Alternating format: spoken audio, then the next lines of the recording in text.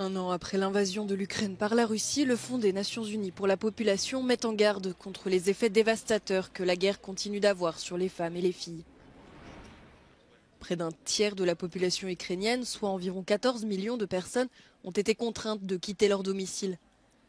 La majorité de ces réfugiés sont des femmes et des enfants.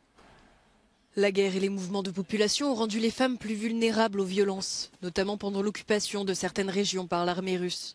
Нашого сусіда просто на очах розстріляли. Він пішов по воду, у нього маленька дитина залишилася. І з тих пір на вулицю ми не виходили взагалі. У нас у сусіда жінку вони викрали, невідомо, її доля невідома досі. Її серед мертвих немає. І він досі її шукає, не знає, що з нею. 10 millions de personnes en Ukraine risquent de souffrir ou souffrent déjà de stress aigu, d'anxiété, de dépression et de stress post-traumatique. Des problèmes de santé qui s'accumulent alors que les infrastructures de soins sont régulièrement visées par des bombardements. Près de 760 attaques ont été perpétrées contre ces établissements depuis le début de la guerre. Environ 195 000 bébés sont nés en Ukraine en 2022 dans le chaos de la guerre. De nombreuses femmes ont été contraintes d'accoucher dans des sous-sols et des abris anti-bombes dans des conditions désastreuses. Et ce, alors que l'Ukraine connaît déjà l'un des taux de natalité les plus bas d'Europe. La guerre en Ukraine et la destruction des installations sportives a bouleversé leur quotidien. Pour beaucoup d'athlètes ukrainiens, entraînements et compétitions sont en suspens depuis un an. Quand certains décident de partir au front aux côtés des soldats, d'autres utilisent leur popularité pour soutenir leur patrie.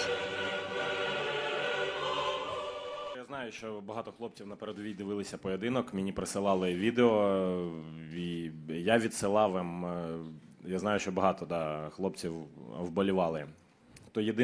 То наша спільна перемога, то я думаю, що дуже хлопців так підбадьорило, взагалі людей. S'entraîner et participer à des compétitions loin de ses proches n'est pas aisé. Mais les athlètes ukrainiens trouvent du réconfort dans les messages de solidarité exprimés à travers le monde.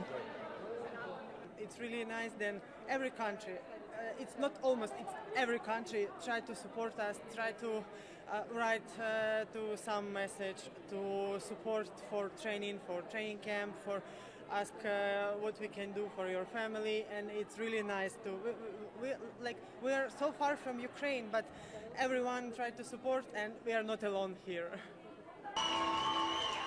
Les Jeux Olympiques 2024 arrivent en France à grands pas, une compétition qui aura une dimension particulière pour la délégation ukrainienne.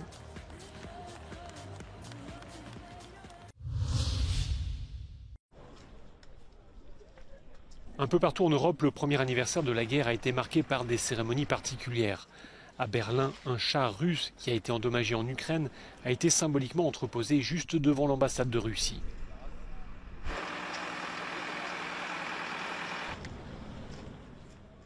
I want to show the people of Germany how brutal and disgraceful the war is, without showing some kind of shocking pictures or dead bodies, because that doesn't convey anything. People will just look the other way. But this tank, people think tanks are invincible, and seeing it blown up shows you it's not invincible and war is never a good idea, so don't start it.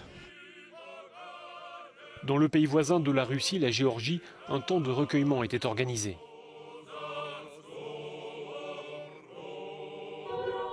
À Londres, le Premier ministre britannique et son épouse, ainsi que l'ambassadeur d'Ukraine, ont observé une minute de silence devant le 10 Downing Street.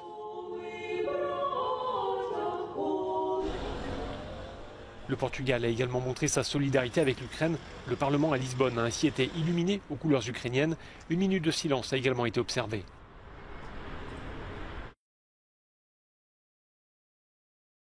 Enfin, le témoignage de la France, c'est déjà ce tweet du président Emmanuel Macron adressé au peuple ukrainien. La France se tient à vos côtés. À Paris, la tour Eiffel a été éclairée aux couleurs ukrainiennes.